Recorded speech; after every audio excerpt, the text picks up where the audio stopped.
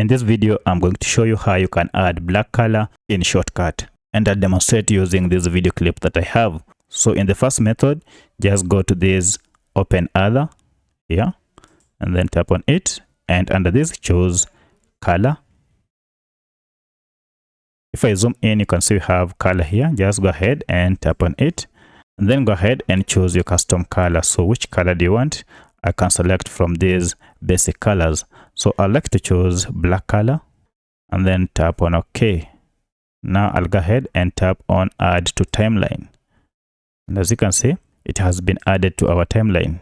Suppose you just want to add this black color at a section, maybe here. You can just move it where you want to add the black color. And now if I play my clip,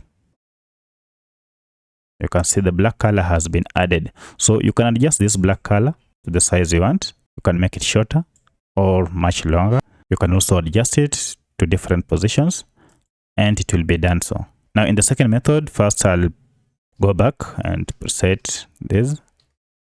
Yes, this.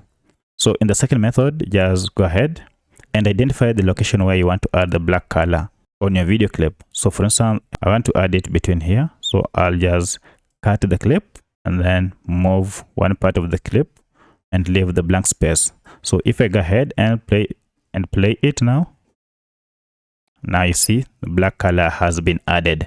So by using any of the above methods, you will be able to add black color in Shotcut video editor. So if you enjoyed this video, kindly hit the like button and subscribe to this channel to support me. Thank you for watching, and let's meet in the next video.